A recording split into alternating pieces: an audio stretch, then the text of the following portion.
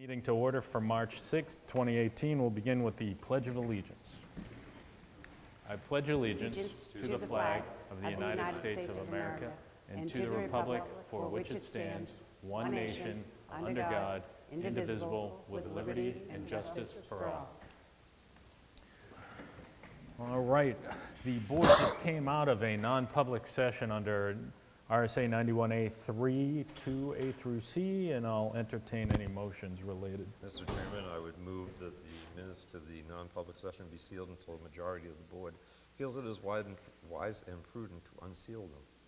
Is there a second? Second. Discussion? Just one thing. Go ahead. To that, except to disclose those HR matters that must be disclosed for Yep, very good. justification. All right, all in favor? Aye. All right, we're going to move on to approval of minutes. Anybody want to take Mr. this? Chairman, I would move to approve the non-public and public minutes dated February 20th, 2018, as printed. Is there a second? Second. All in favor? Aye. Aye. All right, and that was the only one we had there. So we're moving right on to letter A, which is the new fire rescue station project update. So we'll ask Eastern Seaboard Construction to come on up. Good evening. Good evening. Mike Pavero, Construction Manager, Eastern Seaboard Construction for the new fire station. I want to take a minute and get everybody up to speed on where we're at. And before I do that, you may not need these at all tonight, but I'm just going to briefly pass these out so we can refer to these. And these are the flyers that went out when this station was put out to the voters in town. A year ago, right? Yeah, 2 years ago and a year ago. Yeah. Correct. Yep. Yep. I'll get to those in a minute. I want to take a minute as a small editorial for the thousands and hundreds of thousands of people that are watching this. Millions. Is it millions? Yep. I didn't get the ratings, but millions. Yeah, well, with satellite TV and stuff. Perfect. That's even better. This is to address it in general, but more importantly to the Facebook warriors that are out there. The faceless group that like to type on a keyboard and not address things on a rational level, which is, I've heard in the past 2 weeks or 3 weeks that the fire station budget has expended, we're over budget, we don't have enough money to complete the fire station. What are we gonna do? We're gonna have to have bake sales? This is ridiculous. And for you folks that are out there that like to play this Facebook game, knock it off.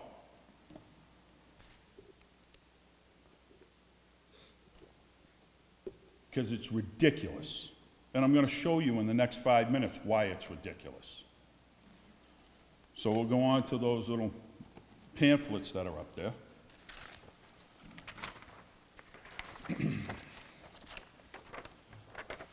It's a very defined breakdown schedule of values, which describes what the work item is and a dollar amount assessed to it.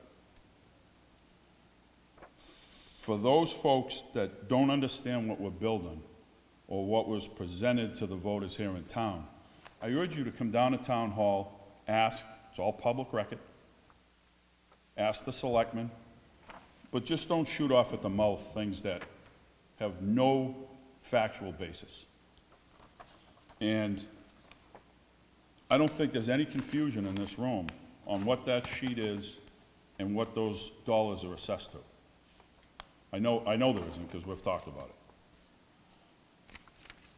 So currently, as we speak today,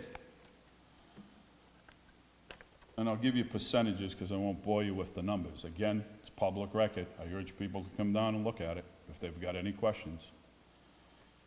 We are at about the 66% mark of the building being completed.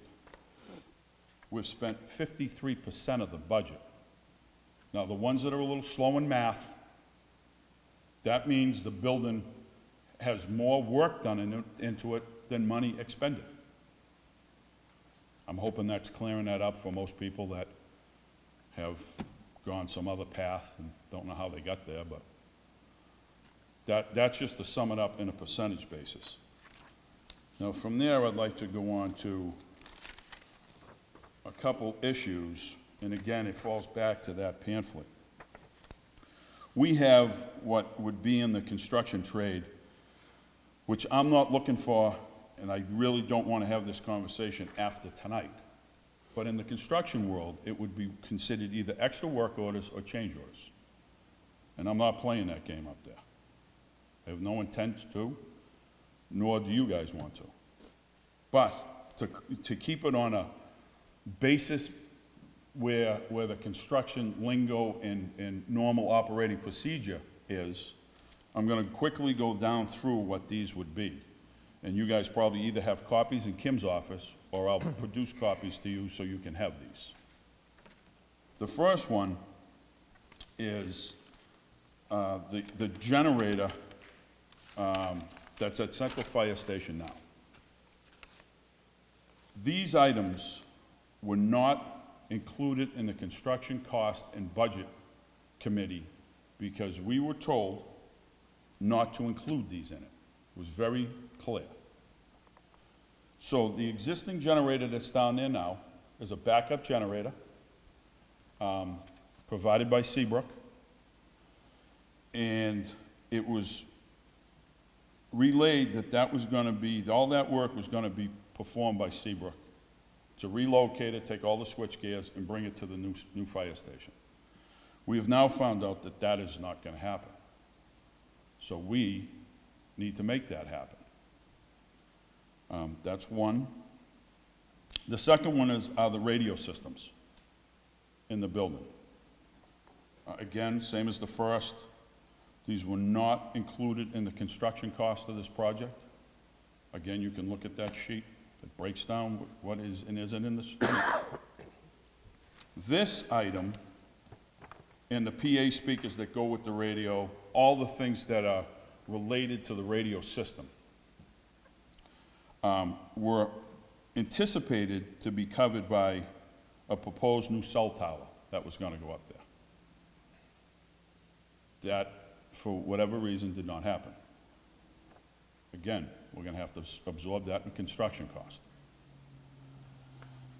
Then there's things that the chief, due to operational reasons, which I agree with, would like to put in that station, which are cameras, automatic door readers for cards, and this wasn't the chief, this was more, I think, a broad upper management decision that at the front entrance, put in a handicap automatic opener.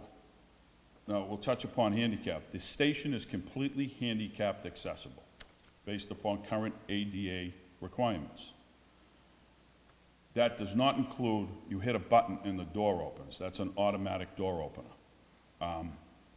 Not required. Should we put it in? More on your level to make that decision. But that's another one that we have pre-wired the building for in case that is decided that we do put it in. A few other items that we have put in. The wiring and ventilation for a dryer in the apparatus bay, plumbing for the washer and electric for the washer, wiring for a future cascade system, which is a compressor system to resupply the oxygen for the firefighters.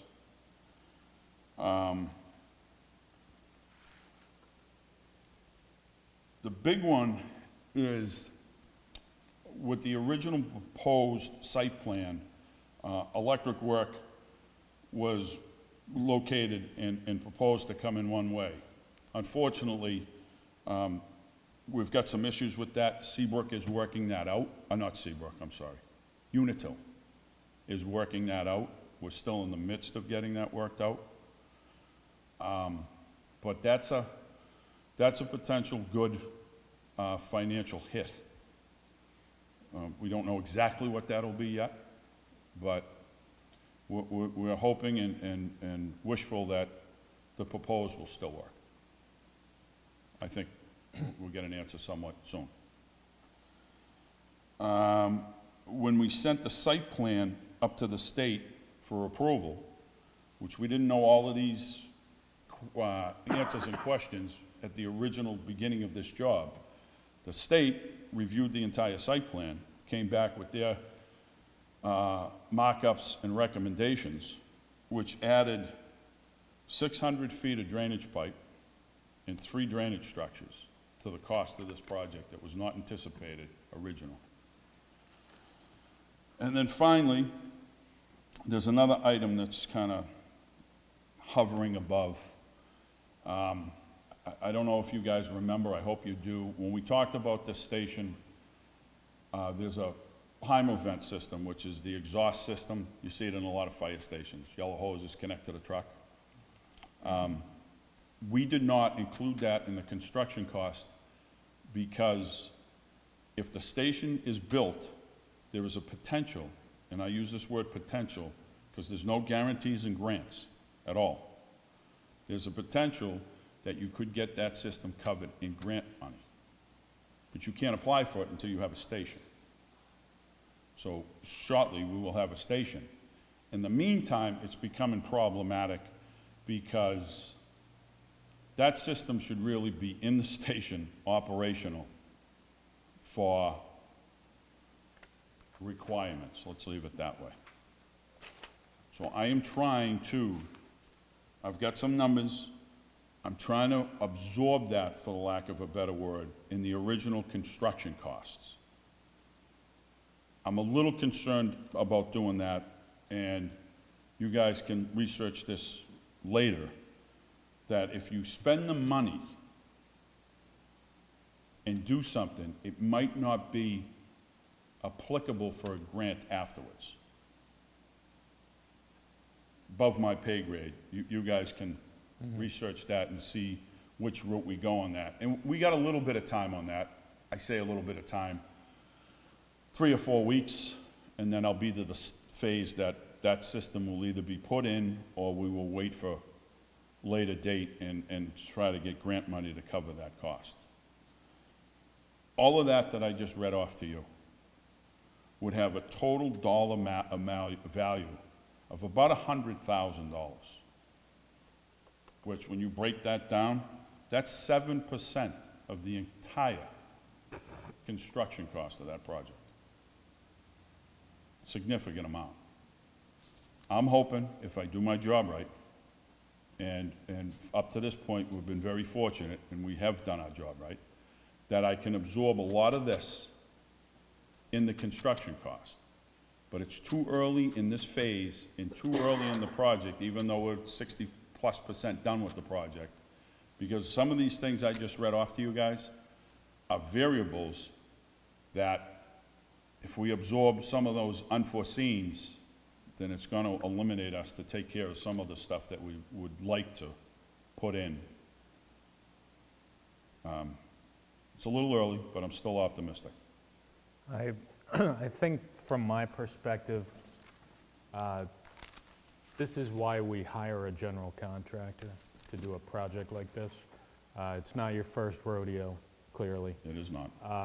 So, you know, the main thing I think you're telling us, and we know, is that we're currently on time and we're currently under budget. Correct. Bottom line. And as we've said throughout this process, we will come in either under or on budget with this project. We can't go over. We can't go over. Nope. So if there's anybody out there that thinks, oh my God, they're going to go over budget, simply not going to happen, because we can't. And listen, I like a good bake sale as well as anybody, or a nice pancake breakfast, Yeah. but that's not going to cut it. Right. So basically, if we take a look at these things, and these are variables, I'm not a construction expert. I've sat up here and listened for the last few months, but variables come along in a project like this. So we're just talking about variables that most of which will probably be able to be absorbed by the bonded, you know, the project plan. But, you know, fact of the matter is, and we're talking to the fire chief all the time, there are certain things that are mission critical, okay? Comes to mind the generator is one. we have to have a generator over there. That's mission critical. Other things we can prioritize that might not be as mission critical as others. Fact of the matter is the voters who voted on this fire station are going to get what they voted for. And as we said, it's going to come in on budget. And as we stand here right now, there's no reason to think otherwise, where it's a long project. We're still looking at mid-May, something like that, penciled in. It's not. Penciled in, I think it was mid-May or end of May was a date that was set way back a year ago. Yeah, so we're still looking at that. We're sitting here right now, early March, kind of still early in the process. Still doable, though. Still doable, but I mean, you guys worked through the winter. We appreciate that, and worked through the winter. We're still in the winter, as the weatherman told me tonight. So, And just to jump in on that, Yeah. and you remember it because I said it in a couple of selectmen's meetings, not a year ago, but 6 or 8 months ago, that we had no winter provisions or winter conditions Right. figured in on this construction cost. Right. And we are able, to this point, to absorb them. right. And I would just quickly back up what you said, that this is public information. It's not necessarily available at the click of a mouse or anything. No, but like anybody can get it, But and anybody anybody- can research it. And I anybody can urge get them it. to if they've got any that. questions. Right. And I think when this is over, correct me if I'm wrong, those who have done projects like this before, it'll be in the town report, so anybody Oh, sure it will. who Oh, yeah. wants to look at all those details will have a copy of it, and Yep. we'll probably even do our own, since it'll be done before the town report, we'll probably even do our own little sub-report, so. And the board have anything else, Jim? The board can go double check this, but I've worked with many grants in the past regarding the school district. The thing with the, It's very rare to have a grant that will pay for something that you already own. No, correct, and that's what I said a little while ago. It's not completely out of the concept of things, but it is a little more difficult. Yes, Yeah. a lot more difficult. Larry, you were going to say something? the thing with the grants is you have to get the grant approved before you do the purchase. So grants take 3 or 4 months. So you can't go out and buy the item and then turn an invoice in after the fact. You have to get the approval first. So back to that venting system. We won't talk about it tonight, because there's no need to talk about it tonight, but we will have to readdress that. And what the right thing and how we approach that soon. Yep. And you know, the other thing I would add too is we do have, and it's going to be on the warrant next week, we do have a renter at 8 Merrimack Road that pays it's an engineering office, and they pay rental fees, and each year, I believe the account is, do you have any idea what? I think right now we're about 28, 29,000. That sounds about right, and the voters will vote next week to decide whether they want to take the additional funds raised to move to this account. We shouldn't ever be in a position where we're cleaning out this account, because this is for the entire safety complex as far as I'm concerned. And the police have, I would call it a mission-critical need to do some work over there for some locker space that they sorely need. The police chief's done what we ask all our department heads to do: go seek out the donations, go seek out the do-it-yourself options. But we should be able to provide them money for materials, which I don't think will be that much money. But the reason I bring this up is if we need to dip into there, reasonably dip into that account, the board can vote to decide if they want to do that down the road, but it is, and that's what it's for. You'll read the warrant article that'll say for engineering and improvements, I believe, for the 8 Merrimack Road buildings. So we have options, and we have transparency, and I think that's all I have to say on the subject. Anybody else?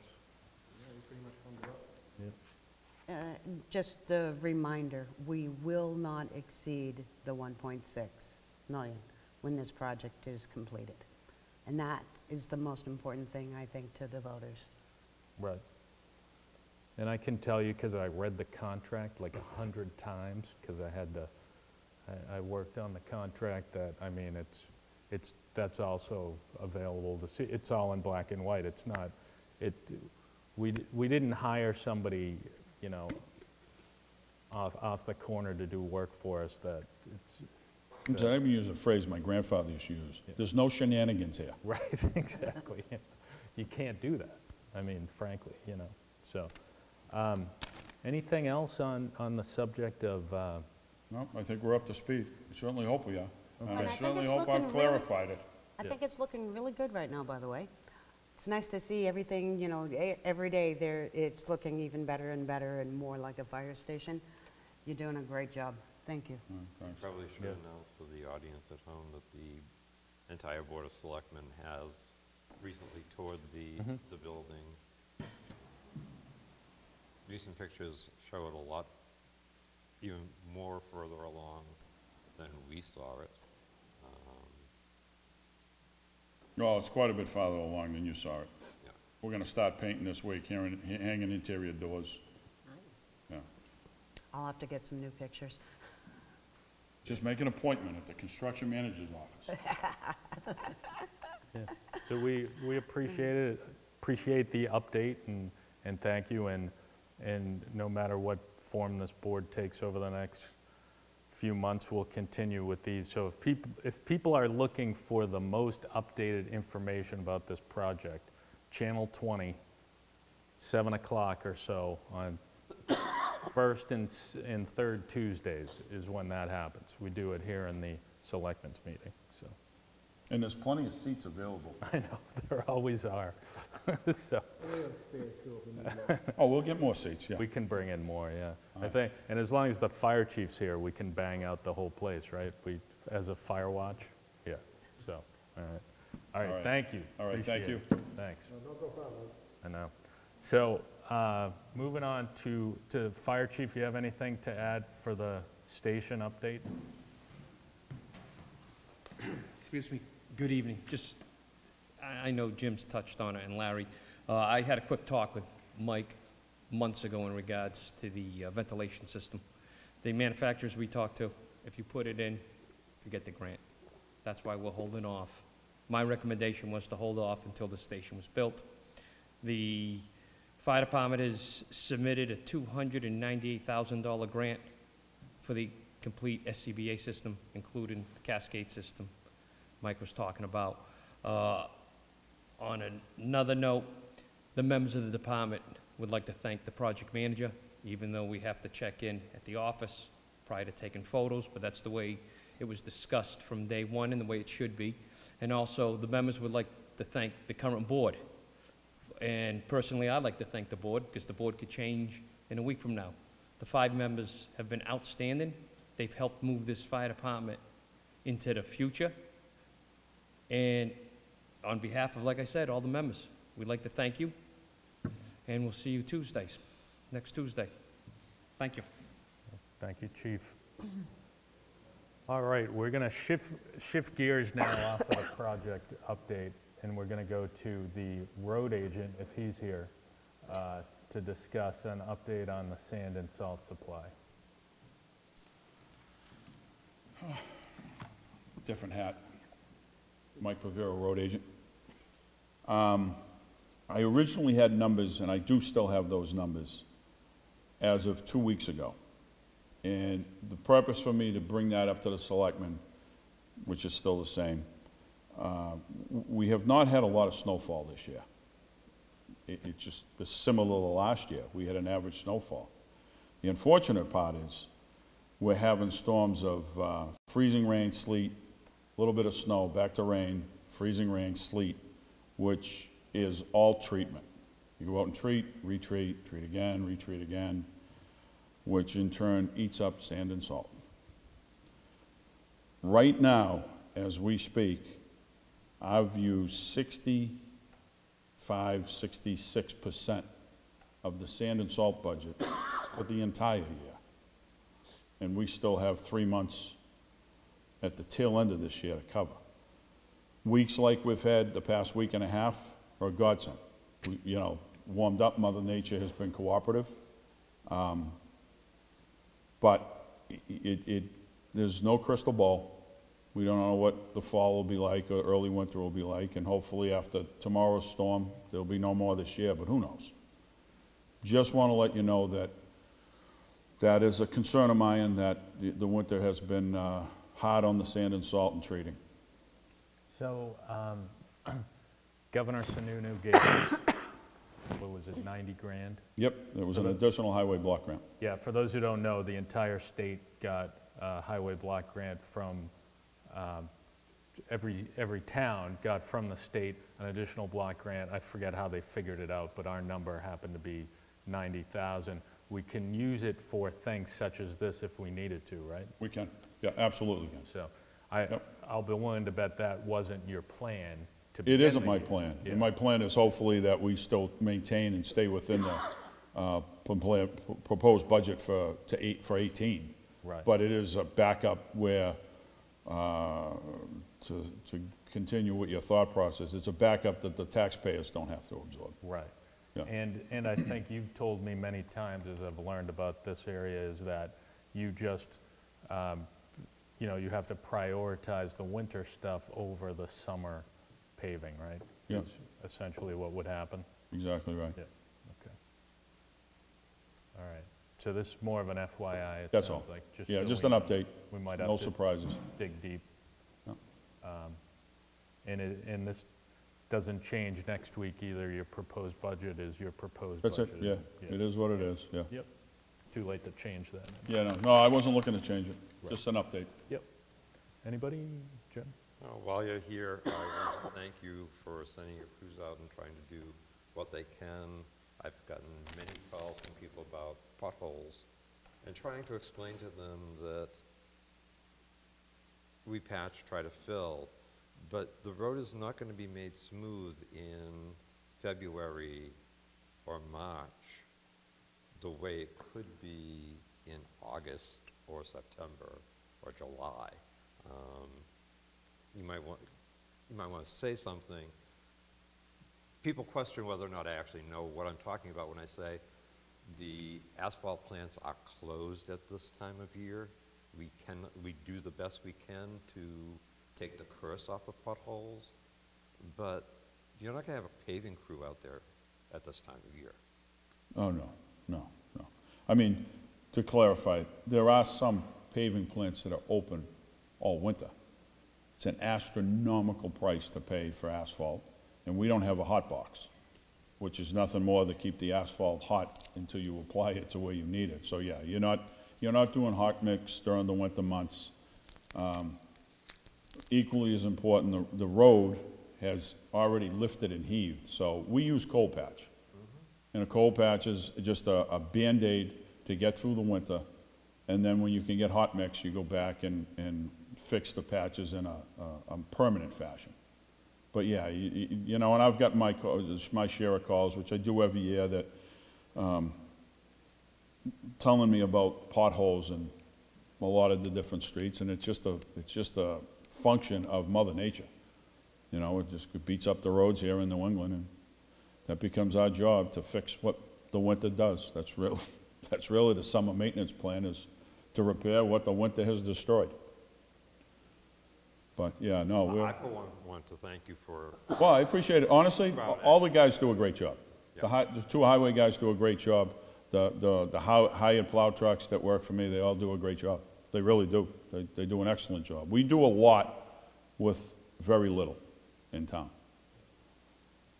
I would also like to mention and say thank you for the salt and sand that you had put out after we had the ice and sleet, et cetera, for the town residents to use. You had it setting outside the transfer station, so it was... Just sand.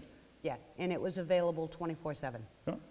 And I have seen in my, while I've been at the transfer station, many residents actually stopping to take advantage of the availability. So I want to thank you for making that happen.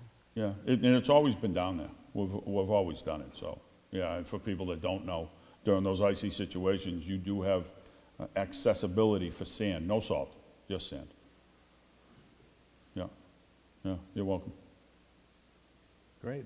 So thank you for the heads up on that. Hopefully, we'll, Yeah, fingers crossed, we Fingers, won't, yeah, we'll yeah. need to address that again. tomorrow will be the last storm. I'm calling You have it. one more coming? No, I'm calling it right now. No, Last storm I tomorrow. heard another one's coming. Yep. 2 feet on Tuesday. So, oh, yeah. Would the police chief mind if I skip to Jack Kozak, get him in and out? Jack, I believe you're here to talk about the quote for the stairs. Yes, as you know, this thing started 2 to 3 months ago, and I got one estimate from that place in Amesbury, the concrete, and they were way out of whack money-wise. And I've been trying to ask every local carpenter that comes into our transfer station, and there's many of them, and everyone said it was too small of a job and so forth.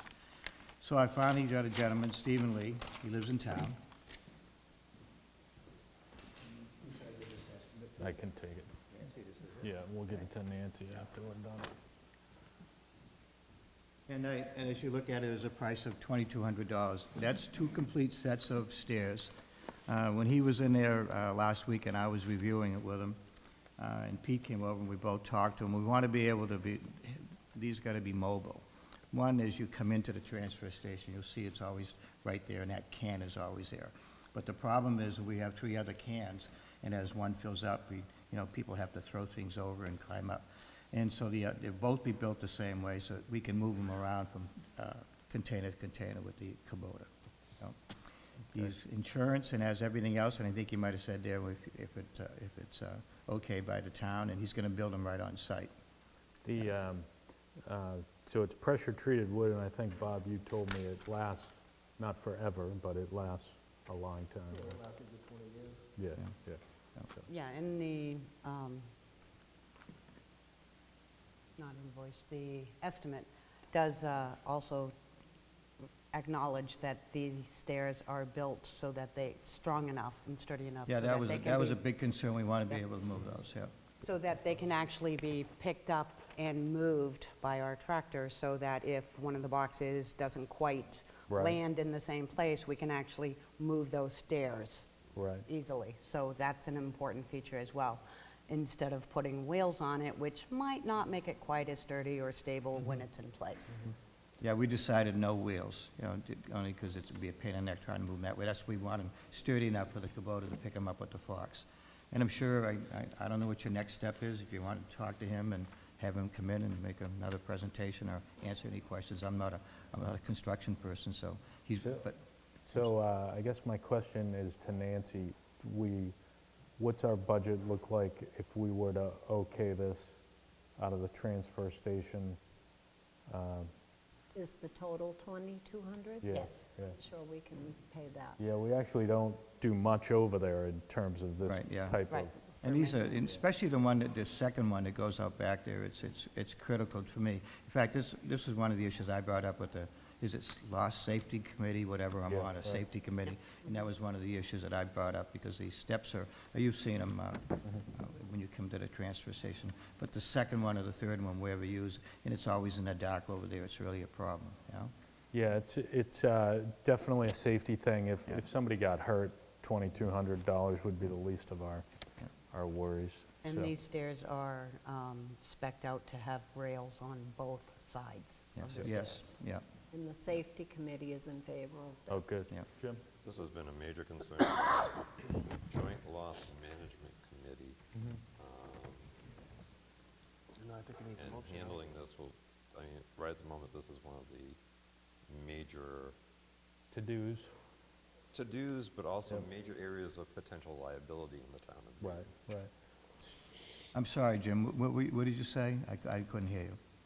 I mentioned the fact that the Joint Loss Management Yeah. Committee has been keeping this on the top of their Oh, yes, agenda. because I'm the one that had brought it up to them and kept on working on it, yes. One of the big things is that the liability of what we have now, or Yes. shouldn't have,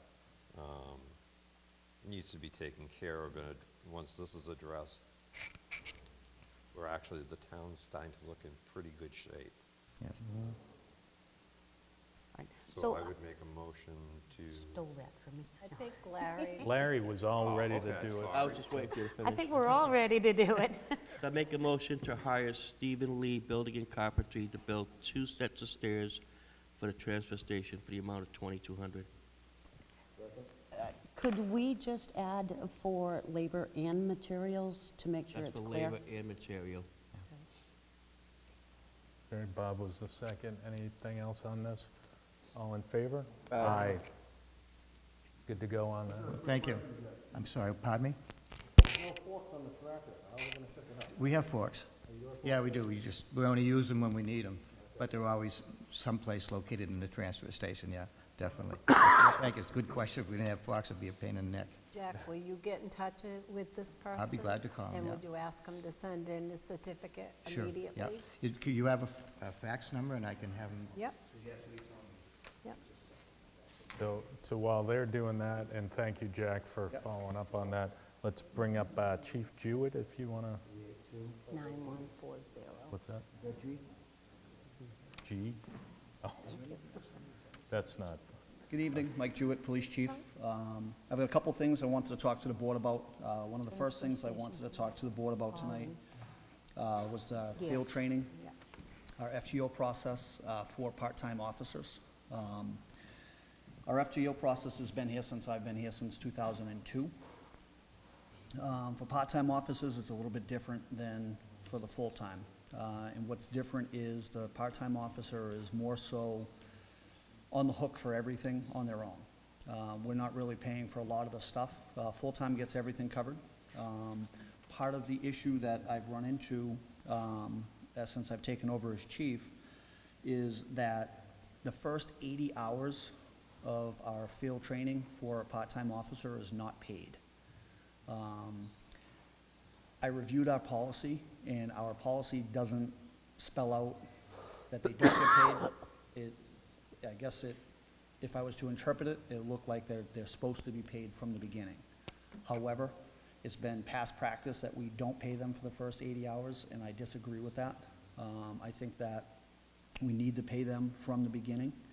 We have liability if they get injured during that first 80 hours. And given the fact that they're a part-time officer, they're just starting out, they're one of the lowest paid people that we have. So it's significantly not going to affect, the budget as far as paying them that 80 hours. And I think, in fairness, I think in the past what we did was we said that if, in that 80 hours, if the person didn't work out, we didn't lose any money. That's not actually true, because we do pay for some of the stuff for the background and that kind of stuff, plus the time that we put into the physical fitness test, the polygraph, and all the other stuff that goes into it, almost 200 hours that they have to spend at the academy for free. So I guess what I'm asking the board is if it's okay if we continue with what our policy is currently, without changing the policy, and the policy basically just says that, it's an FTO process. I'd like just to clarify it to say that we would pay them from the beginning.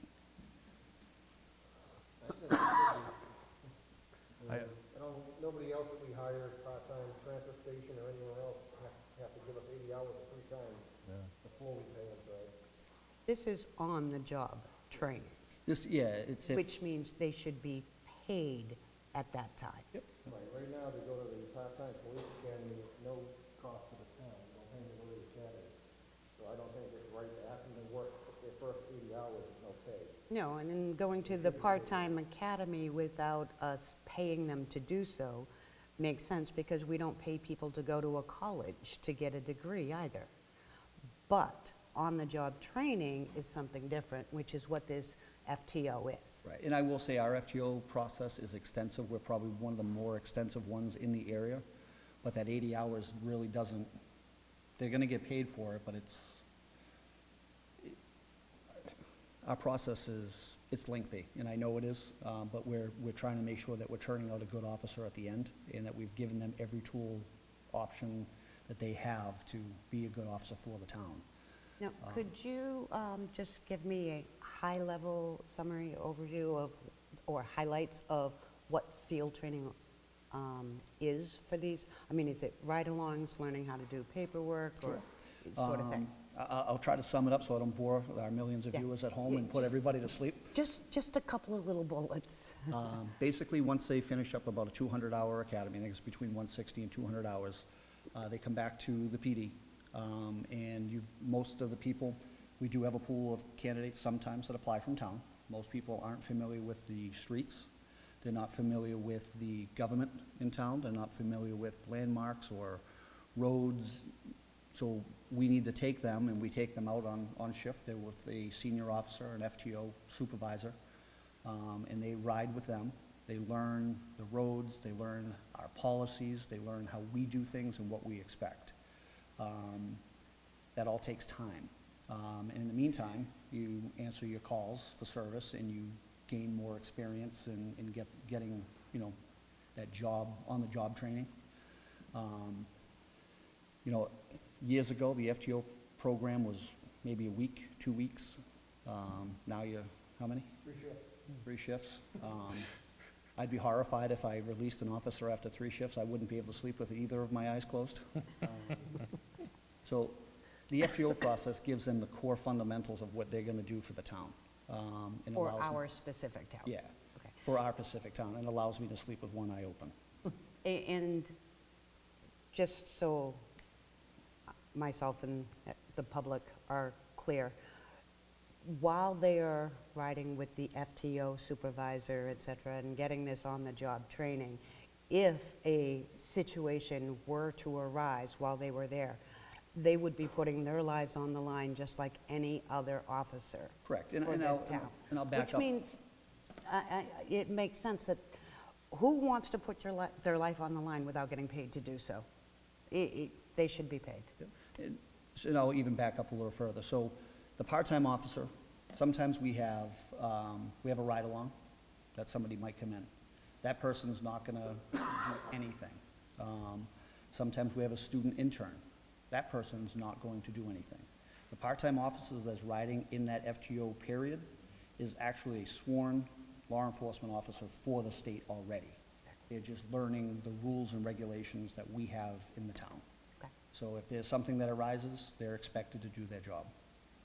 So I'll just kind of put a bow on this, but because I think I know where the board's going with it, but I think another thing we need to mention is, I'm sure in your conferences and stuff with other chiefs, other towns are doing this, and the fact of the matter is we're in competition with those other towns to recruit talent and retain talent. So, Absolutely, yeah. and unfortunately, that the numbers are going down. There's less and less people that want to get paid to put their lives out in jeopardy. In the pool of people that are coming in, some of it is good. The standards are high, so we lose a lot. So it takes a long time to hire someone. So when we get someone, I don't want to lose them. Right. And then it's going to be moving forward. Yes, nothing retro. So anybody? I just wanted to recap, especially for the people at home. From what I understand, part-time person comes to Newton and wants to be a police officer. They have to go to the academy on their own dime. They have to supply their own uniforms. Do we, by any chance, supply them with a weapon even? There are certain things that, Okay. if we have it, we'll give it to them. The firearm is one of them. Okay. If I have a uniform that's turned in, or if an officer gets a new uniform and the other ones, they get turned down. That's a wonderful idea, but anybody that showed up like Ms. Gagne would have to buy her own uniform. Yep, well, yeah. If we didn't have something that already Exactly. fit. Yep.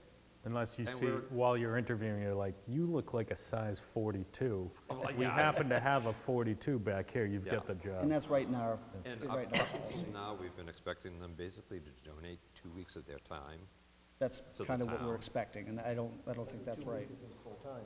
It Yeah. It quite could honestly, be a I month. look at this and I go, It doesn't make It sense co- why it- we haven't been paying them all well, along. it doesn't make sense why anybody would want to come to work for the town of Newton. Put it this way, paying those 2 weeks is minor in compared to what they have to shell out Oh, to absolutely, become one of Larry? our offices. absolutely. I mean, I can understand why Motion to endorse. somebody might like it as a good stepping stone, Yep. but, change. you know, we're asking people to basically Work for free. Yeah. work for free, and they're gonna, it's Endorse gonna the take them chief. probably 2 or 3 months to pay themselves back for everything that they've invested in this Oh, job. without a doubt. Cool, I think, Bob, you might have a motion? Do we need a motion since it's not Well- changing policy? I think he's got a motion to endorse. Right, I want a motion to endorse the current policy of, when you're out doing field training, to be compensated for your time. Perfect. All in favor? Aye. So that'll just get it on the record, but like you said, we're just doing Makes it easy. it. Great, thank you. So Jack has a question. When Chief, you stand a second, I think I We thought we got rid of Jack, but he's That- back. This is Jack Hose again. Do I understand that we do not pay police officers when they go to the academy? Correct. Right. Now, my son's in a full-time academy. There's 67 candidates right now. Okay, he's going from Southampton. He's the only officer there that isn't being paid while he's going to school for 16 weeks. Just to let you know what's out there, and I can imagine competition. The other guys that are in there told my son, how do you doing it? He said, I saved enough money this summer while I was working. But most of those guys, a good majority of them have families, they couldn't do it. So I'm not sure about the in fact, his part-time unit went also, they didn't pay him, but now he's in the full-time academy. I just wanted to mention that because I can imagine that, you know, what's it pay to go to full-time academy? Would be their hourly rate. You know, what's it cost to go to the academy? There's nothing, There's nothing? no. Okay, yeah. But anyway, thank you. Cool, thank you for sharing that. All right, Chief, you, Make a side note. sure. If we could, on the next agenda, I'd like to have the chief back, because I think we should discuss about other things, like things with part-timers in uniform, at least 1 or 2. I know transfer station, we give them money for boots, safety gear, and everything else. I don't know if I'm paying for it yet. You know, at least 1 uniform for a part-timer works once a week or something. I'd be okay with that if you guys want me back. Think about it. No.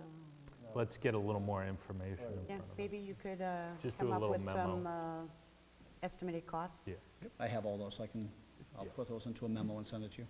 Thank you. for homework. All right, so we're shifting gears on the files. All right, so hopefully the last thing that I have, hopefully I don't bore our viewers at home. We moved into the current PD, I think in roughly of 2012. I think I'm pretty accurate on that date. Sounds right. When we were in there, we created a records room that holds all of our permanent records. Our permanent records would be motor vehicle accidents, restraining orders, incident reports, arrest, pretty much anything that we deal with on a day-to-day basis. A lot of our records, once they're printed out, we can't really destroy them. We've got to hold them. We have some stuff that is held in our computer. We have an IMC, which is our database that holds our stuff, our records management, but we have a lot of files that we have to hold on to. It may be a surprise to some, but we actually, in the actual PD, I have files dating back from the 2001 to current year. Right now, my records room, it has about 30 file cabinets that are in there now. They're 99.9% full. 2018 stuff, when 2019 comes, 2018 gets pushed into the records room, I'm out of room. I explored looking, we have some shelving that's above the records room now, above the file cabinets. I could fit a 2-drawer file cabinet above those. Unfortunately, the construction of the shelf is only a 2x4, and I don't think the weight of, I don't know, maybe 15 or 20 files would probably, the 2x4s wouldn't hold it.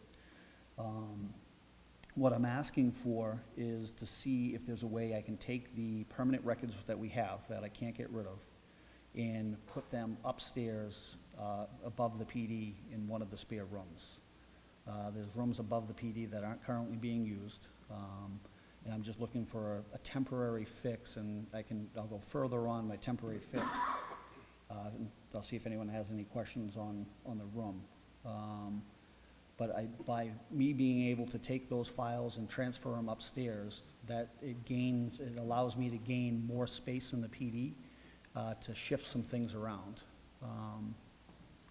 One of the things currently, I'm kind of embarrassed to say it, our administrative sergeant is in his office. On his door, or on the wall, it says Sergeant. If you peel that off, it says Supply Closet. He has to leave to change his mind, right? And then go back in? Exactly. Yeah. So we fit in the building that we have. However, I think if I can move a few things around inside the PD, would fit a lot better. By putting those records into a different area, that would allow me to take our booking room that's currently in the hallway, outside of the patrol sergeant accreditation in the patrol rooms. There's an area out there, it's approximately 5 feet wide in the hallway. I think it's 5'1" by 8 feet long is our booking area. It's in the middle of the hallway in between offices. It's not the best spot to book somebody. The rule that I have at the PD that we've had for a long time, if someone's combative, you can't bring them back to the PD because they're gonna damage it. They have to go directly to the jail. We don't have really a secured area to hold somebody. Part of the issue with having that booking room in the hallway is if you've got to make a phone call, you've got to walk past the person who's, handcuffed to a bench. They could easily kick you. That's why we actually had to put a handcuff on the floor for a shackle so they can't kick you when you walk by. And that's part of the reason why we try not to use that as the booking room. It's just not, it's not a safe environment to book somebody. By putting the booking room in where the records are, that gives me a good-sized room. The room right now is 13 by 14. It's a little bit bigger than the 5 by 8 hallway that it's in. And that would also allow me to take the administrative sergeant who's in the patrol, who's in the closet, take him out and put him up front where the copy machine is, because the copy machine could go in the booking room. It's a lot of moving around, but it all hinges on one thing moving. And I guess that's what I'm here to ask the board, is if there's a way that I can get those records upstairs, or if you have a recommendation for somewhere else. So I'll just say real quick, we're clearly limited as to what we can do with that space right now without a substantial investment. My gut feeling is, and this is just a gut feeling, someday, a long time from now, when I'm no longer on this board, probably 20, 30 years from now, we might do something with that space if the town allows us to. But right now, it's dead space, which this is the perfect use of it. But Jim, go ahead. Well, I have two concerns. First of all, the second floor is not handicap accessible. Correct. And I don't want us to get into that kind of a situation where if you store records in a space that is not handicapped accessible, you're now no longer in compliance with ADA. And I can try to answer that. The other concern that I have, before we could vote on this, is whether or not that floor is structurally constructed to hold the weight of filing cabinets, because those are much heavier per square foot than standard household furnishings, which is what it was built for. Yep. I would honestly rather see you use a space that in the Butler building that could be secured until such time as the construction office is no longer needed, and then you could have the entire construction office. But something with a concrete slab is definitely going to be much better. In the school district, they lost an entire building due to not that many filing cabinets on a floor that was built for household use versus office space use. Right, but the problem with that is every time the secretary or somebody needs a file and it's a snowstorm, they're gonna have to run across the parking lot in a snowstorm every time they need to get something out of the file cabinet. It could be the liability of slipping, and also it's just, depending on how many times they need to get something out of the files, they'll be running back and forth. And also on the other one with the floor, I believe, we were talking earlier, there used to be a hot tub.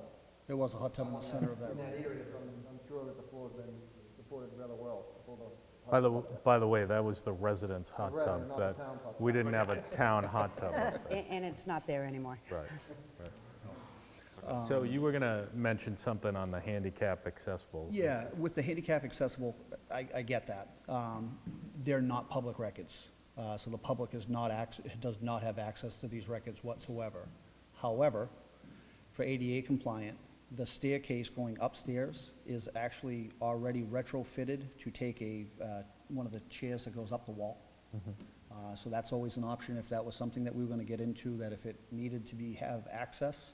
That staircase was built with the intention by Mr. Bierce when he built it Yeah. for, I don't know, I realize that, just, Chairlift. I'm thinking the way Primex would, tell Primex that we're going to be starting to use a second-story space. I have a strange feeling that they're going to require us to bring it into ADA compliance. I can go another route then. I can put my office upstairs and you can put the files in my office. Even your office has to be ADA compliant. I'm just trying. Oh, I Yeah, realize, I don't- I'm not doing this to throw us, To tell you the truth, Jim, and it's good that you're thinking this way, because we want to cover all the bases, but I'm not sure this would be as big of an issue as you might be talking about. But the main thing is, Nancy can call, or you can call Primex, and you get the answer. And I'm wondering if the board, let's say, for example, all of Jim's issues are no longer an issue. Is the board in favor of letting the police use that space? I'm for it. Yeah. I'm thinking that if we were going to do that, I like the idea, don't get me wrong, but I think we need to then consider there's more than one room in there, that we would want to make that same availability for storage to other departments. My only concern is that we're gonna, and no offense, but we're gonna go from a one-story police station to a two-story police station, because today it's records in one room, another day maybe a training room or an interview, offices upstairs, and then the interview room and the training, or whatever. And I can entertain you on Things can that change, stuff for hours. and things just tend to spread when there's room. And I totally agree. However, this board asked me when they hired me as chief to make sure that I asked and was transparent on everything. Yep. That is why I'm standing here in front of you. I have no intentions on going rogue and taking over the entire Well, building. I know you don't, but that's why I'm thinking that if we make the offer or the availability so that each room is secured, so the room that you use to store police records in is secured with a lock that only authorized police personnel have access to. We could have the same thing for, I'm thinking maybe even building code, et cetera, because it's a little tiny place here. Maybe they want to store old records in another room, or that sort of thing there. That's all I'm saying is, let's expand who is authorized to use that space. You want an affidavit, you will not ask for any other rooms up there? Sort of lost my train of thought here, but Can I Go say ahead, go something? ahead, The only yeah. other thing that you might want to look into is document retention. We all have that same problem. Right. We need to find, and I know Diane went to a training recently, we need to try and either put them on, I don't know, we're not using CDs anymore, but we need to find electronic. but I'll tell you, his industry, if you want to, Yeah, is the worst industry for electronic retention. they all are, Maybe if you have a paper copy for so many years. Exactly. yeah. On certain things, we do have to have paper copies for a long time. One of the things that I've looked at since I've taken over as chief is doing electronic storage. Okay. We have a server at the PD that is going to be probably in the next 24 months, it's going to be probably obsolete again. Yep. They're a lot of money to buy a server, and I frankly don't want to. Yeah. I've been looking to see what we could do for on-site storage on a cloud. Yep. That's something I've been looking into. Part of the issue is we have NCIC, which is the national database for stuff. I can't just say I'm going to use this company for my backup. It has to be approved Sure. federally, state, Yep. and right now I can't find one. but that's the route that I'm going. Part of the way that I've also combated this is I've asked the guys not to print out reports, because once we print them, they're going in. However, my hands get tied when we have to get a statement, or if there's pictures from an accident, we have to put those somewhere. I can't get rid of them. So every accident report's getting printed, every arrest report's getting printed, and you gotta keep them. Yeah. We, down at the transfer station, we have files that are down there, they've been down there for years. Those files are damaged. The trailer, it's, in my opinion, I don't think it's worth trying to recover what's in there. When defense attorneys call or the state calls, we tell them that if it's prior to 2001, 2002, I don't have them. The records are that far damaged. Back probably 6, 8 years ago, we looked into having those files cleaned and then having them transcribed and having someone do that. Yeah. The cost was astronomical. Yeah. I believe you. So they're still sitting there. I'm probably gonna be looking into doing a court order to have them destroyed. Right. Based upon the condition that they're in. So I would just jump in here and say, I feel as though I used the phrase before, things that are mission critical. I think the police department has a mission critical need to free up some space in the first floor of that building. And the quickest way to free up that space is to move some of the files upstairs.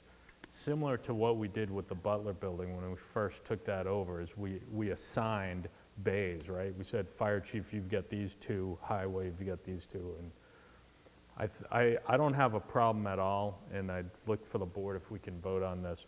If you identify a room, whichever room up there is gonna make sense, that's gonna be your room. We'll let you go in there. If other departments are listening to this and they have files and they have a critical need to get those files somewhere else, then I say let's talk to them like we're talking to you.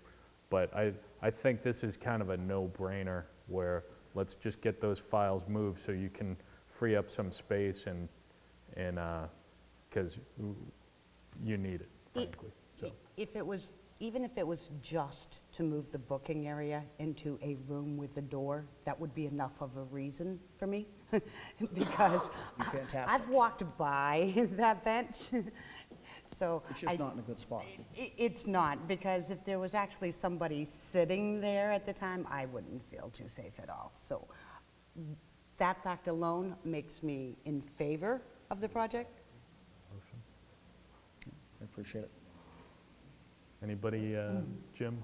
I have no problem with the idea as long as the, Yeah, we're we not have to, opening up any and you'll lines. find that out before you do anything. I can call We Primex. could make a conditional Yeah, that's, motion of endorsement, so. Talk to Chad about the Yeah, way it's yeah, built. yeah. Because I the actually- insurance company's not gonna help. They're just Well, gonna wanna raise our If rates. I was having the conversation with the insurance company, I'd say, we're looking to move some dry, dead storage files into a room upstairs. What do you guys have any issue with that? And they're probably But gonna say, they don't know how the building is built. well, no, this is what I'm saying. They'll ask you the questions they need to know. If they don't ask you, you're a police Better officer, off you know what I'm not to talking go about. there. Exactly. If they need to know, they will ask you the questions and you'll answer them. Otherwise, I say we just do it. Anybody have a motion? So before you take the motion? Sure. Nancy posed to speak to Chet about it. Yep. I have spoke to Chet about it. That part of the building is actually steel girded. There's steel beams that run underneath that. The file cabinets wouldn't be in the center of the room, because that would make no sense to me to get to them. They're gonna be on the outside, and I'm not a builder. But typically, the way buildings are built or walls are built, if the most amount of support is gonna be in the outside walls, and that's where I would put the file cabinets. The brunt of them is gonna be on the, exterior walls, with walls underneath it. Hopefully. Anybody have a motion of endorsement for, I would move to authorize the police department to move their records room to the appropriate room in the space up above. Second. All in favor? Aye. Aye. And you can come up with like a crude little drawing for us, just so we know where you're gonna be or something like that. That works. Yeah, cool. All right, and, If I could get a key to get up there, would be yeah, I fantastic. know, and we'll have to let you get a key, too. And you'll be putting a lock on whatever door that you'll be, My intention, if, once we can make sure that we can get up there, is to put a lock on it and also to bring one of my cameras from the camera system to that room, Right. just because of the sensitivity of the files. exactly. And before you leave, there is one additional police agenda item. And I think this one is a quickie. On E, it's posting contact information for the animal control officer. I got a call this weekend, somebody in town's dog got picked up. Went to the police department, nobody was there, called dispatch, the officer was tied up at the time, so he couldn't get a hold of the animal control. I came here, we don't have the phone number for animal control. Yep. So my opinion is it should be posted at least on the website or somewhere, so if somebody's animal's picked up, they can call animal control before they get there. Yep, and I believe it is, but I'll double check it. Basically, it says if you need animal control, you contact the PD. And if the PD is not there, then you contact Rockingham Dispatch. They page her out, and they'll get her, or they'll get one of the officers. But we most certainly could put some more contact information out there, her name and, better contact for her. Right, I came to town hall, we didn't have it here either. Yep. Give it to the resident, so he had to keep waiting until somebody could finally get So home. I can most certainly can adjust that, and can take care of that tomorrow. Just to make sure it's okay if we put it out there, I just didn't want to have to do it. And ensure it's on the town website as well as the Correct. police department Yep. website? Thank you. And Facebook. Okay. Thank you. Thank you. So we're just gonna jump one to go to letter H, since we have somebody here who's waiting on H. So we had a pilot program, we've been talking about the pilot program for the commercial trash haulers, and we put out, I think the last thing we did is we put a posting on our website for letters of interest from residents who wanted to participate as the haulers, not people who get their stuff picked up. I believe the deadline was the 28th of February. We've only received one letter. I personally don't think you can have a pilot without at least more than one participant. I have talked to one resident who expressed interest. They just haven't gotten over here to put a letter in. So my 2 cents, I think we should extend the deadline to see who, and remind people again. The only thing I would want to be careful of, and not that I don't think we're all of a sudden going to get 10 people interested, but we did have like a lottery plan for that. So Yep. I think we wanted to limit it to 3. Correct. So the one resident who did meet the deadline, I wouldn't want them to be penalized if all of a sudden we had 4 or 5 people in total. I would think, I Interesting. would honestly say you continue it, however, the one person of interest so far is guaranteed a spot. And that's kind of what I'm saying, so That's. And how long do that's we want to just a- continue it for? maybe till the, March 15th or something like that, which is a date that comes to mind because it's my birthday, but March But- 15th? March Yeah. 15th? You're talking Today's about the 9 6th. days. yeah, I keep thinking it's earlier in the month, so do we want to do the end of this month? Yeah. I would think at least March 31st would be good. Yeah, why don't we, so, everybody good? So, the board will pick this up on April, whatever that would be. Whatever our April. first meeting in April is. Yeah. So, Jack, go ahead. Again, Jack Kozak. I'm really curious about what your thoughts are on the pilot program. I'm sure whoever's going to do the pickup is going to charge residents something, and then go to the transfer station with it. Well, I have no problem with the pilot program, but let them take it to wherever these other people take the trash, which wouldn't be a burden to Newton. Because to me, unless you're going to charge whoever's doing it $1,000, $2,000 a year, those individuals will be making money off the town, because they won't, there's no trash pickup fees, the disposal fee, and there are at least one person in town right now, I want the residents to make sure they know this. They're charging $38 a month if you use your own barrels, and $40 a month if you use theirs. And the nice part about that particular person, I've only been able to catch up with one. I went to 2 residents to verify this. They take their trash out of town. It does not come to the Newton transfer station. That is a big, huge bonus for us. It saves the taxpayers money. So if we're gonna have someone or people, multiple people, we're really gonna have to, I don't care if it's $1,000, $2,000, but something, there's gonna have to be a flat charge to those people that get that right to use our transportation station. And do you see my logic? If they wanna pick up trash and charge somebody and take it out of town, that's a bonus for us. But you want them to use the transfer station. I have an issue with that unless we charge them substantially. And not only the first year, but the second year, third year, fourth year. I hope that you have thought this process out when you start looking at pilot program, because I'll be here to voice my opinion, and if nothing happens, I'll go further with it and get the residents all upset, because you can see my logic as a resident. I mean, I have a pickup truck. Does that mean I can take 20 and get, it'd be a great thing to charge people $10 a week and drop it off at the transfer station for another $20 or $30 a week, you know? But anyway, just wanted to make my comments. Again, I don't know, this is the first thing I've heard about other than, the vote last year, but those are my concerns as a resident. So take those into account, and I'm hoping that I'm aware of the next meeting. I'd like to address your concerns. One of the things that the policy committee has addressed is the fact that this policy or the pilot program is not to cost the town money, okay? So It's not to what, I'm sorry, to what? cost the town or the taxpayers money in order to do it. So we have built in an estimate, because we have no clue as to what a license fee would be or a permit fee would be in order to be permitted to bring in Newton household waste. We have also included in the policy the requirement for these commercial haulers of Newton household waste to do recycling. So they must bring recycling separate from household waste, which is not required of the town residents themselves. Again, this is to minimize the impact on what we haul out and pay for tonnage for household waste going out.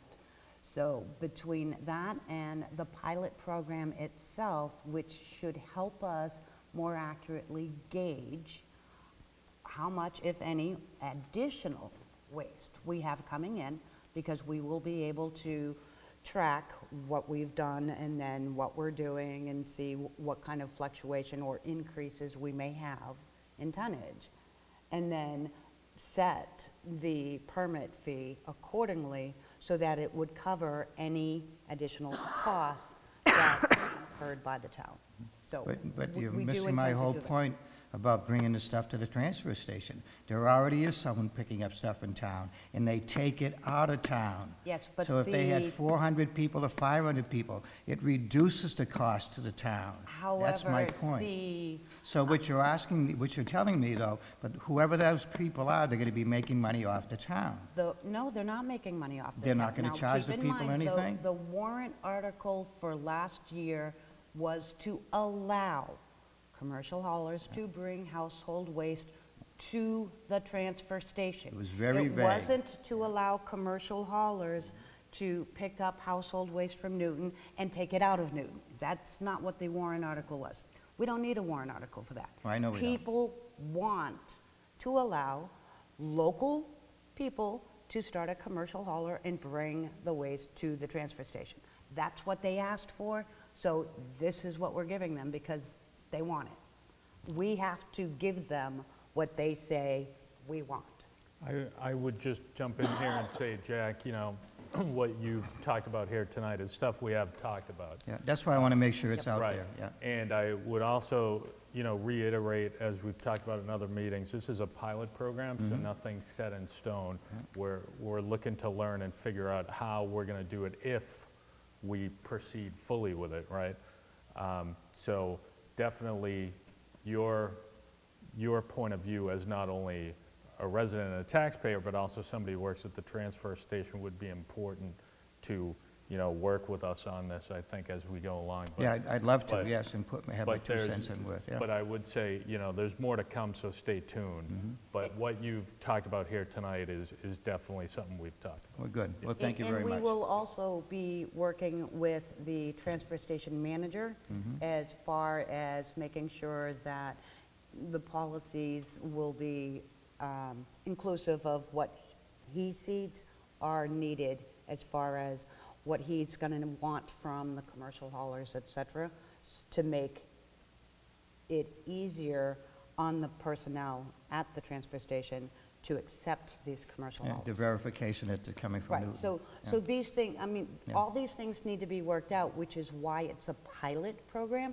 because we're going to figure these things out as Just we wanted to go. voice it so that all these Yep. things were thought of going forward. So we've thought about quite a bit. We may not have thought about everything, and when we come across something new, we will be sure to address it. Okay. And hopefully, we think of everything by the time the pilot program So is what over. is the cutoff date you propose, Matt? So I want to March make sure I 30. get to the next April meeting. 3rd, the next meeting.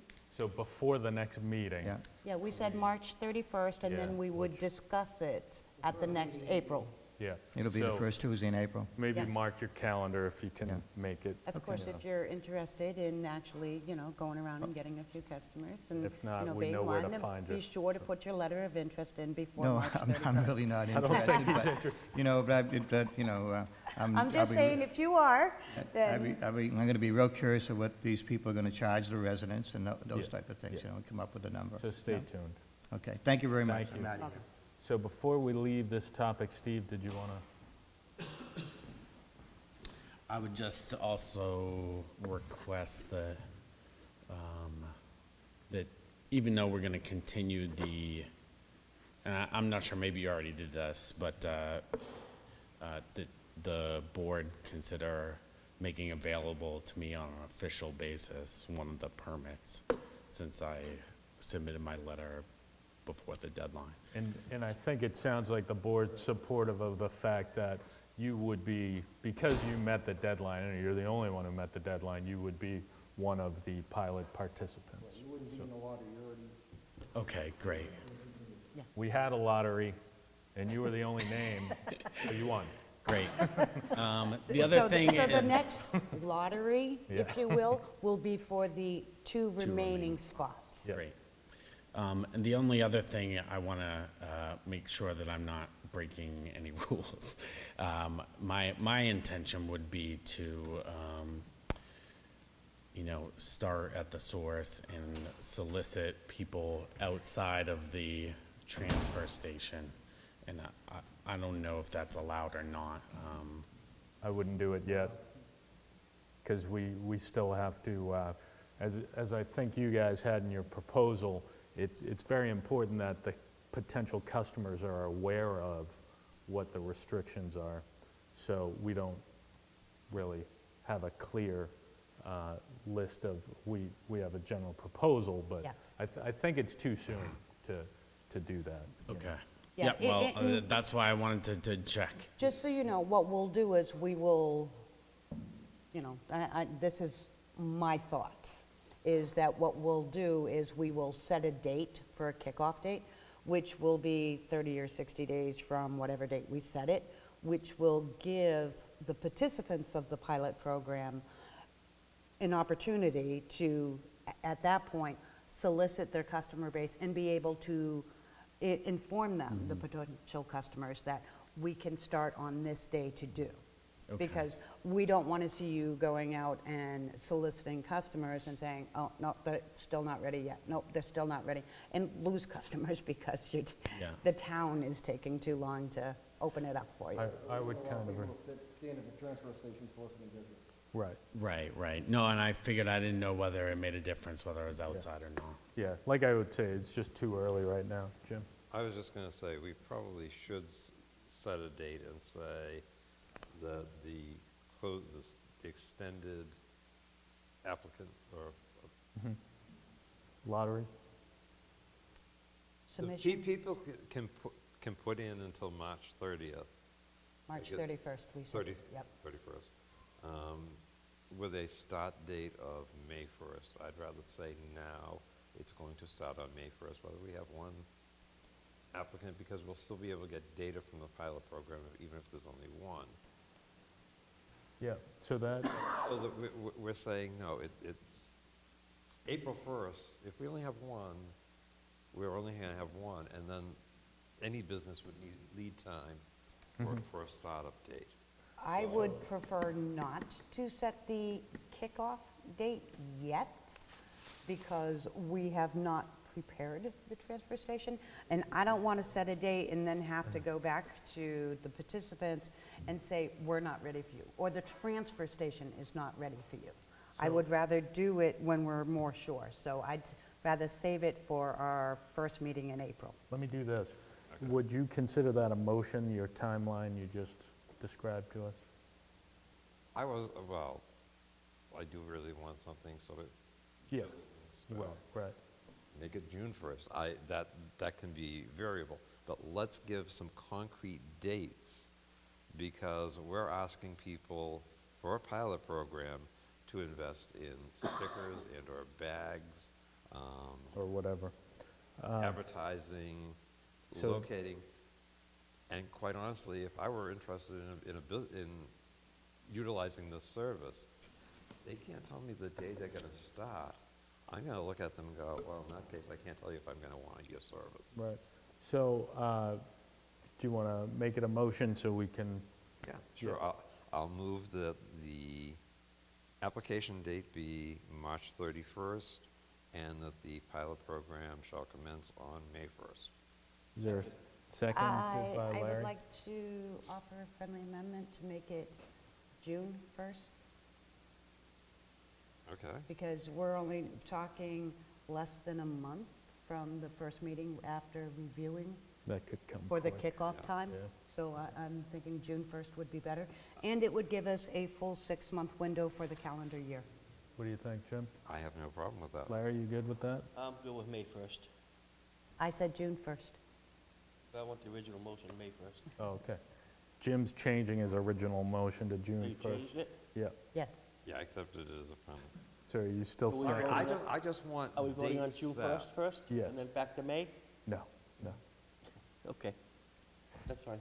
You're still seconding? All in favor? Aye. Aye. Okay, so that's good. So we'll move on from this topic. Anything else, Steve? That was it. Thank All you, right. guys. So again, stay tuned. Uh-oh, we should have locked the door. The door is locked, but I have a combination. And, it's really funny, since that warrant article from last year which says trash pickup, commercial trash pickup, now I understand it, and only because I'm Polish and I'm slow sometimes. Well, all these people are raving about commercial trash pickup, until I tell them, well, you'll have to pay for it. They said, no, we're not. I said, yes, it's you pick, and they are. So if a fee was put in that warrant article, I think it would have not passed. If you said, okay, people, you pay your taxes, but you're also going to be charged a fee to pick up your trash. The opposite, 'cause that was never mentioned in there, but only said commercial trash pickup. And it just dawned on me how many people brought that up to me over the last several months. Just wanted to It express was that to you. to authorize, But it never said commercial anything about the haulers. individual paying. Household will pay for trash it pickup. didn't say the town was going to pick it up either. But if you read it, if I was in the town and they said, gee, we're gonna have commercial trash pickup, what's the first thing you think? I don't have to go to the transfer station anymore. And we did The have, town's paying for it. I mean, it's obvious that's what they thought. but just so you know, we did discuss it Yeah. at the deliberative session. We discussed it Nobody at brought several up there would selectmen's be a meetings. fee. Because there is no town fee. There's gonna be a fee for trash pickup. Well, So I just have to jump Yeah. in here. I'm the chairman at least for another 20 minutes. So we've talked to the topic Yeah. quite a bit tonight. Okay, I just wanted to Totally make that understand what yeah. you're saying, and I tend to agree with you, because people actually express the same thing to Sure. me. But we can't read everybody, we can't No, go that's back true. and- So, but, no, it is a good point, and we've talked about that before. So I would just say the same thing again, stay tuned, we'll Yes, see how thank you. this shakes Yeah, out. okay. But No, I was walking out and I said, Make a I gotta good mention point. that. Yep, Yeah. and you never know, when people realize they have to pay these commercial haulers. Yeah, they're gonna ask the town to The- reimburse them for their that's not gonna taxes. happen. I think that's a good idea, right? However, when they Well, why realize not? there's a If I'm cost, paying then taxes maybe and the I'm- pilot will fail. You could be very careful how you So put that I'm- together and present it to the taxpayers, because if it looks like commercial hauling and now I'm paying for it, well, why don't, are my taxes being reduced by what I'm paying? Yeah, they could. So Thank we'll you. stay tuned. Thank you very So much. Yep. we'll change your code, though, when you leave. Jack, can I just add one other thing? Uh-oh. This, even from the original conception, my idea was not really to get into curbside pickup, disposal of trash, this sort of thing. It was supposed to be, and still is, supposed to be a delivery service for people who are already bringing their trash to. I know there's some intricacies that have been brought about throughout this, but, you know, I am a resident as well, and I don't want to see this fall on me or any of my neighbors or anything.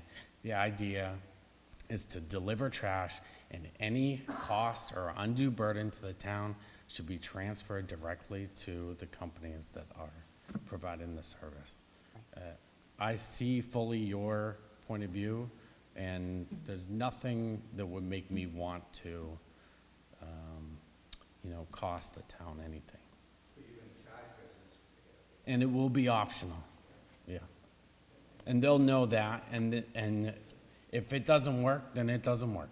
You can see my argument. We have someone in town, at least I know one, like I told you earlier, that is picking up trash in town. Yeah, He doesn't take it to the new transfer station. That's a bonus. So, yeah, that is a bonus for the town. I would say two things. I would say that those people where their trash is going outside of town, that's a bonus for the town. And those people pay twice for the disposal of their trash, and they're still afforded the right to bring their trash to the transfer station. The second thing I would say is that, clock's ticking. I lost my train So of I'm thought. going to let yeah. you guys take this conversation offline. Yeah. So we appreciate the feedback, though. We're going to look for you guys as we go along here. All right. Thank you, guys. Thanks. So I'm going to move announcements to the very end tonight, and I'm going to move on to, thanks. Other business, any other business? Do the pig one first. Oh, I'm sorry. I'm sorry. I've been waiting all night for this one. Okay, thank you for reminding me. This is perhaps my favorite agenda item of the year. The best one I've seen all my G, years. resident request for a pet pig. When you first run for selectman, no one tells you that you might be going over a resident request for a pet pig. So specifically, what do we need to address here? Because I know they've gone to planning board and ZBA, right? I believe it's the definition. The RSA that I was given by the building inspector, 2134-A, only talks about the farms and the animals that are stored or kept there. There's nothing in the zoning that says you can, you know, what constitutes a piggery or a mink farm. It does say we can have them, but doesn't say what constitutes. So I think planning board has agreed that they'll work on a definition for next year's zoning. But at this stage of the game, I don't see any reason why somebody can't have a pig. Especially this is one of those miniature pet pigs that stays in the house. Yeah, it's a Juliana Right. pig, which is a little mini, it's definitely not a hog or, you know, a pig for food, which is what, This just says pet pig. Oh, even if it was. yeah. Somebody's pet pig could be a Yorkshire spotted brown, which goes up to 450 pounds. There's still no regulation saying they can't do it. That's right. Right. But it says as long as they stick to one. So what, Because of- It doesn't say that in the zoning, Jim. So until you guys fix it, there's no restrictions. Even Jen says that. so I guess we need to respond to the residents somehow, is that what? I so guess, We yeah. need to respond to the residents, something to the effect of, this, we don't currently have anything in zoning, however, they should realize that it's being worked on for next year, so. You might want to explain to all the people out there that there is in zoning right now a restriction preventing you from having a piggery or a fur farm in the town of Newton. Okay, but we're only talking, this person wants to have one pig, not a pig farm, so. But you don't have a definition of what a piggery is, so. Used to be two, more than Yeah. two. But we only So- want one, so let's, That's a lot of bacon. Yeah, so, I mean, And of if- course, the concern would be if this resident was to bring the pet pig into their home, I mean, they don't want code enforcement or somebody else knocking on their door saying, hey, you got to get rid of the pig, it's against ordinance. So they need something that says, Plenty of pigs in town. There's no ordinance at this point. nothing says you So- can't have a 500-pound pig living inside your house. right, so I mean, I think we need to have some sort of response to the resident to the effect of, the Board of Selectmen currently has no reason to oppose what you're trying to do. However, you should be aware, this is what the current zoning says, and there is a plan afoot to, you know, further define that. Yeah. And they just, I mean, it's an awareness thing. It's like we're not telling them yes, we're not telling them no. We're telling them that as we sit here tonight, it doesn't sound like a big deal to us. However, they could wake up next year and find out that it Yeah. is a. and the plan to And the define pig is is grandfathered. the planning board, Grandfathered, yeah. Could be. It'd be a grandfathered pig. Yeah. but it is the planning board that will be defining, Right. not the Board of Right, Selectmen. exactly. Yeah, I want to make sure that's clear as well. So I would actually go a step further and say that we need to kick this back to the planning board. So, Well, the Yeah. planning board already has it on their list of things to do. okay, so we're all set then? Yep. Yes. One little, two little, three little piggies, 4 little 5. So let's move on Don't give up your day job. to the, okay, we're going to do announcements at the very end. Any other business? No? Good.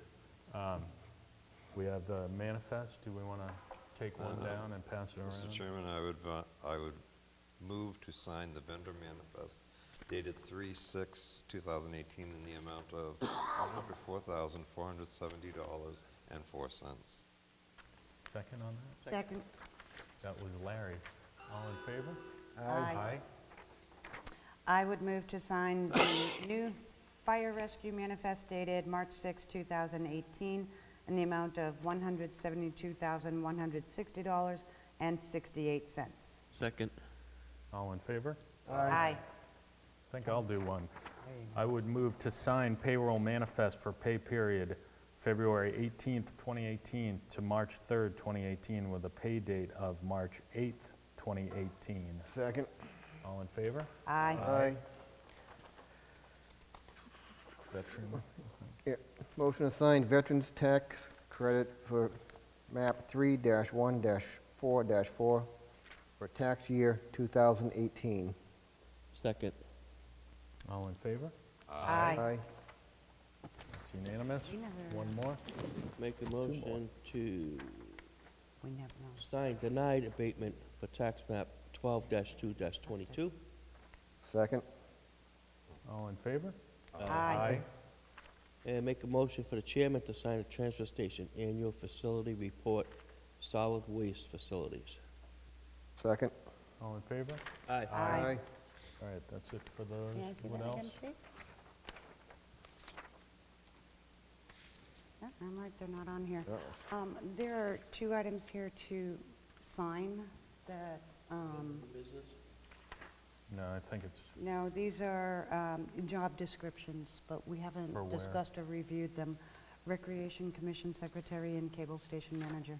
cable station manager, I thought we The discussed. board voted at the last meeting, and they were on the computer, so you guys had the opportunity. I think Diane's just looking to get them signed so they can go in the book.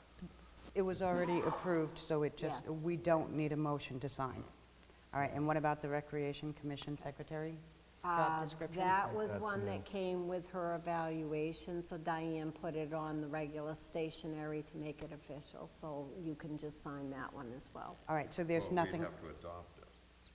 Yeah, we haven't adopted that Oh, one. yeah, yet. that's what I'm saying, we haven't adopted Cable it. station manager, I think we should hold off rec.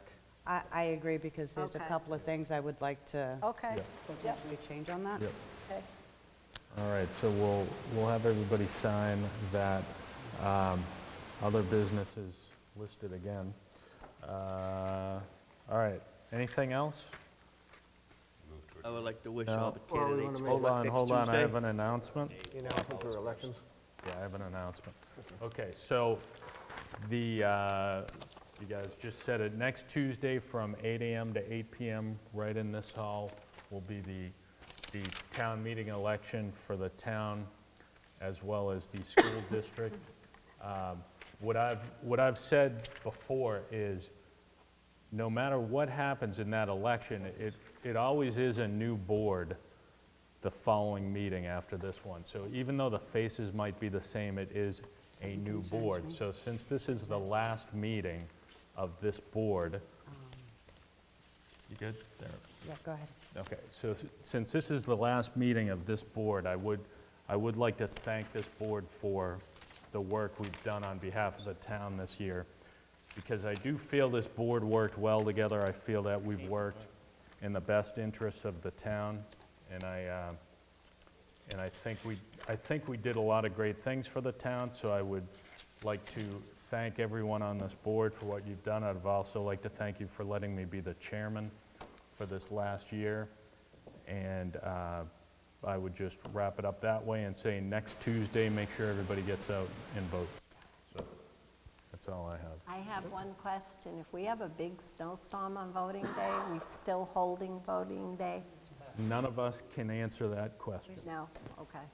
and people should be aware of that. I know there was a lot of confusion last year in the interwebs. Nobody on the Board of Selectmen can make a call about an election. That's the town moderator. So Oh, okay. the town moderator will tell us whether we're having the election And or they not. still haven't completed that bill yet. The only thing they did complete is they do have protection, if you will, for recertification of results if it's moved. Okay. That's all. But again, town moderator will make the decision. So, Okay, stay tuned.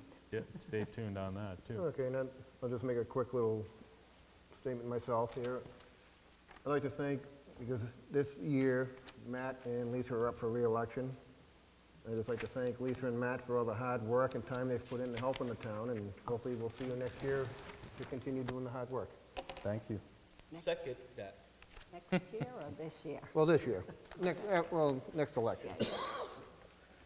So no matter what, there will be a meeting in here on, what is it, the 20th, right?